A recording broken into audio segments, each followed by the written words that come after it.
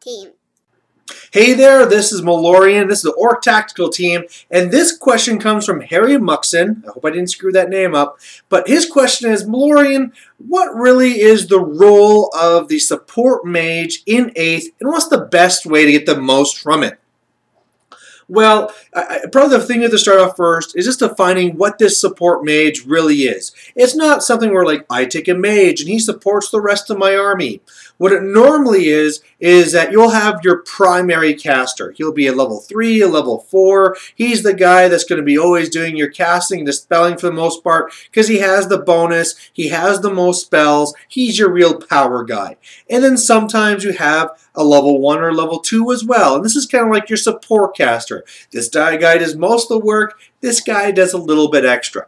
Now, what is that little bit extra? Well, this can actually be several different things depending on the given situation. The very first one that you see sometimes is just some dude to hold another arcane item. Especially in armies where you have very good arcane items, you sometimes really want that dispel scroll as well.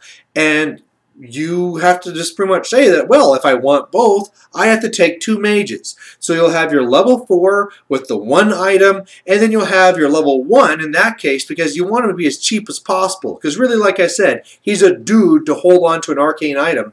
So he'll be there, and he's really just there to be the scroll caddy and hold on to this thing and, yay, I dispelled something. Go on, master, keep going.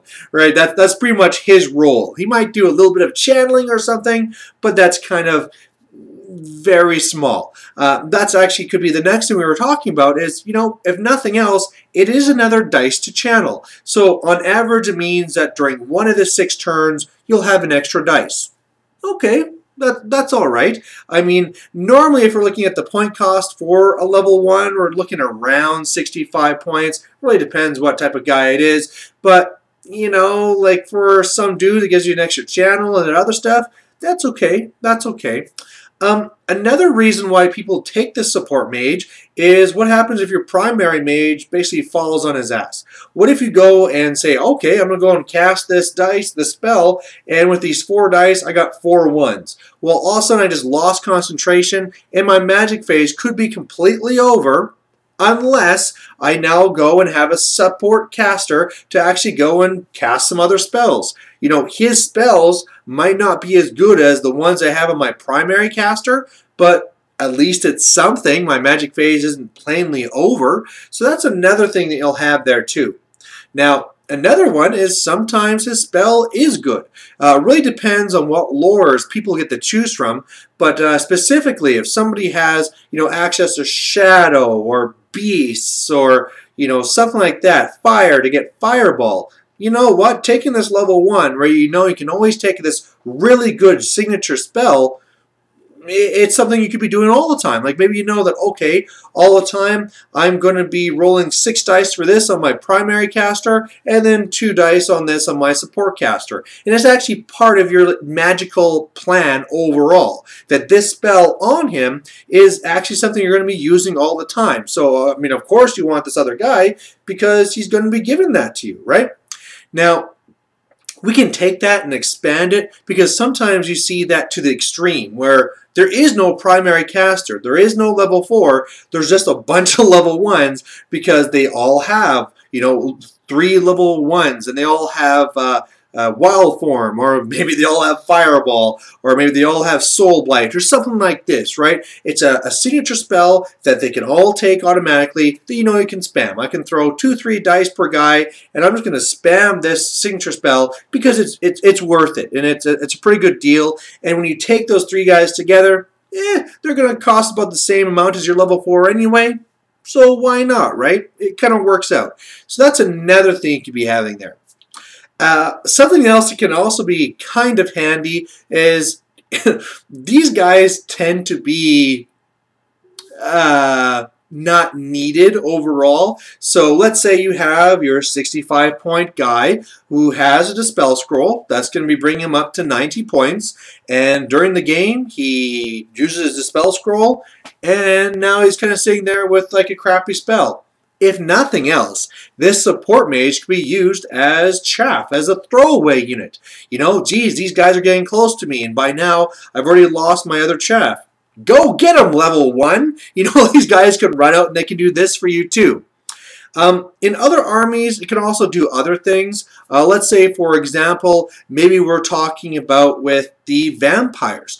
And I mean, if you lose your person that has like leading your army, the main vampire, you're going to start crumbling unless you have another mage with the lore of vampires. Well, all of a sudden, if you want to have a little bit of damage control in your army, you might have that other one, so we can be having that, right? Or maybe we're talking about high elves, and you know they have that neat little thing going on for them, so that whenever you cast something from the high magic, you get +1 to your ward save. So, you know, who knows? Maybe you're going to be running 2 units of Phoenix Guard. And I got the one over there to make sure they have a 3+ ward, and I got the one over here to make sure these guys have a 3+ ward. You might be trying to work on stuff like that. And there really is a lot of different situations. Maybe it's something where this guy is going to be kind of a little bit more powerful. I'm going to make him a level 2 because let's say he's a level 2 death or something like that. And I know that his whole point is to try and go out there and do enough damage to be worth his points by the time he dies. So maybe I'll have a level 2 of death who's going to be on a Pegasus, and he's going to be flying around and trying to snipe your characters. Sure, you might kill my guy, but in the end, he's not really worth that many points, and I still always have my primary caster. So again, that's something else that can be coming out too. And you can also get these things as well where when you're rolling for your magic, you roll with the level 4 first. So maybe you're doing it in such a way that you're trying to get that level 1 purple sun or something like that. And your whole idea is that this level 1 is going to race it forward. You're going to 6 dice that purple sun, and you don't really care if you get irresistible force and the guy blows up. And you don't really care if, you know, he then fails and gets killed because he's 65 points. Whatever. It's not that big of a deal. So that stuff you kind of see as well. Now, the thing you really have to watch out for, though, is really make sure you are getting your worth for these supporting characters. Because in the one extreme, sure, they could just be 65 points or something like that. In other times, they could be 150 points. You know, I've seen in some armies where they have their level 4, then they have a level 2 with some other cool staff, another level 2 with some other item, and when you take all these support stuff together, it's almost like when you're talking with the Empire and their support characters, and it's like, well, you know, all this support stuff could be a whole nother unit or 2 units. You know, is this really worth it? And that's the thing, where you have to make sure that these guys play a very solid strategy in your army. For those who have watched my battle reports, I don't take them pretty much ever.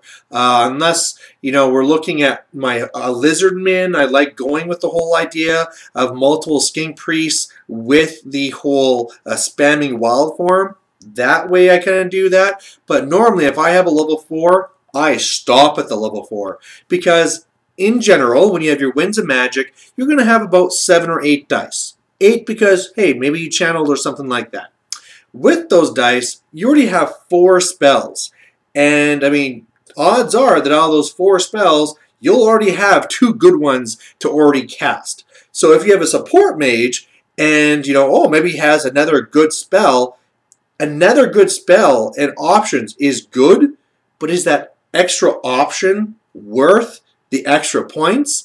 I mean, the whole idea where maybe I have Lore Life, and I also have Lore Beasts. Well, you know, Wild Form is pretty good, but if I'm throwing all my dice at Throne of Vines, or Flesh to Stone, or the Regen, or Regrowth, you know, I have nothing for Wild Form anyway, so it doesn't matter. So those points can be really wasted.